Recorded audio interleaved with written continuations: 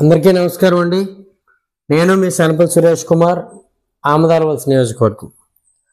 ఈరోజు ఈ వీడియో ద్వారా మీ ముందుకు వచ్చింది మద్యం పాలసీలో ప్రభుత్వం తీసుకున్న విధానాలకు తూట్లు పొడిచి అక్రమ మద్యం వ్యాపారం చేస్తున్న షాపుల నిర్వహణ యజమానులపై అధికార యంత్రాంగం అలాగే రాష్ట్ర ప్రభుత్వం చర్యలు తీసుకోవాలి అనే కథనం మీద మేము ముందుకు వచ్చాం.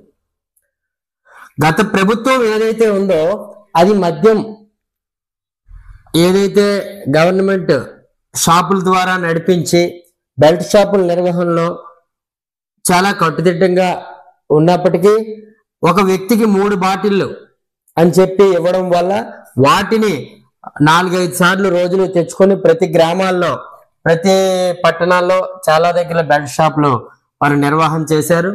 అయితే ఇప్పుడు కొత్త విధానం, కొత్త మద్యం పాలసీ వచ్చిన తర్వాత ఏదైతే కూటమి ప్రభుత్వం ఏర్పడిందో కొత్త మద్యం పాలసీలు వచ్చాయి. ఆ జనాభా ప్రాతిపదికన ఇక్కడ షాపులు ఏర్పాటు చేశారు, షాపులకి లీజులకి ఇవ్వడం జరిగింది.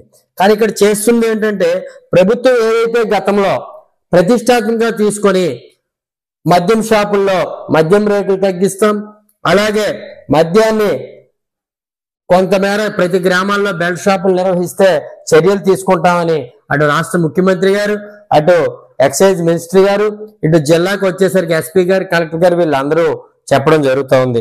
కానీ ఇక్కడికి వచ్చేసరికి శ్రీకాకుళం జిల్లాలో ఏవైతే కొన్ని నియోజకవర్గాల్లో షాపులు ఎవరికైతే వచ్చాయో, ప్రత్యేకంగా ఆమదాలవలస నియోజకవర్గంకి వస్తే ఆమదాలవలస నియోజకవర్గంలో ఉన్న షాపులు 4 మండలాలు, కొందూరు టౌన్, ఆమదాలవలస టౌన్ ఏదైతే మున్సిపాలిటీలో ఉన్న షాపులు అన్నింటిలో కూడా ప్రైవేట్ వ్యక్తులకి ఎవరైతే వాటిని నడిపిస్తున్నారో వాళ్ళు యథేచ్ఛగా బెల్ట్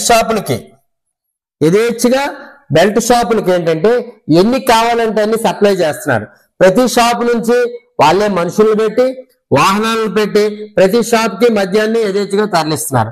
దీనివల్ల గ్రామాల్లో ఏదైతే పూర్వం పరిస్థితి వచ్చిందండి, పొలాలు పనిచేసుకొని వచ్చే వాళ్ళు యథేచ్ఛగా దొరకడం వల్ల అలాగే యువత మద్యం బారిన పడడానికి ఆస్కారాలు ఉన్నాయని చెప్పి ప్రభుత్వం బెల్ట్ షాపుల నిర్వహణని కట్టుదిట్టం చేసినప్పటికీ ఈ చర్యల మీద జిల్లాలో అధికార యంత్రాంగం ఎంతవరకు ఉన్నా సరే పట్టించుకోవట్లేదు.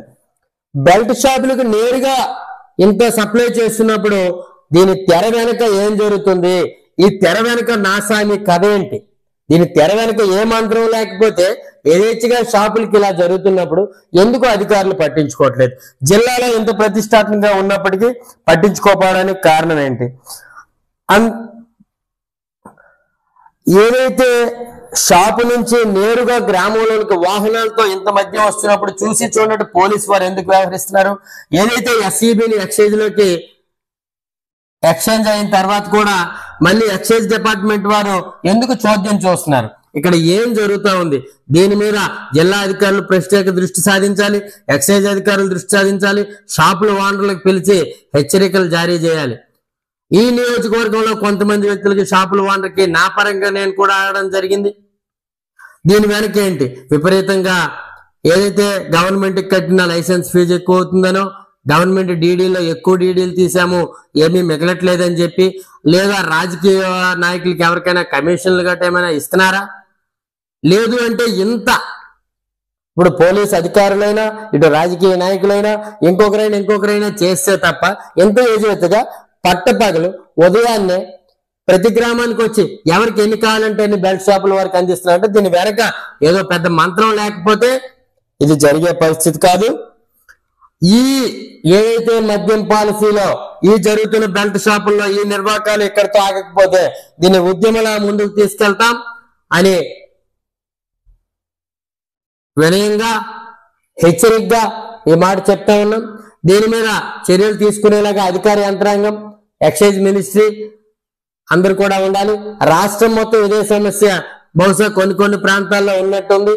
కొంతమంది ఎవరైతే ఈ బెల్ట్ షాపులు చేశారో వీరి దగ్గర సమ్ 20% కమిషన్స్ ఏవో ఆశిస్తున్నారనే వార్తలు కూడా వస్తున్నాయి.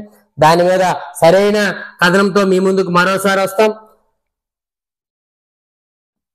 అవినీతి గుండెల్లో గుండె చప్పుడు అయినా అవినీతి చేసేవారి గుండెల్లో గుండె చప్పుడుగా ఎప్పుడు నిల్చునే ఈ సనపల్ సురేష్ కుమార్. అందరికీ ధన్యవాదాలు.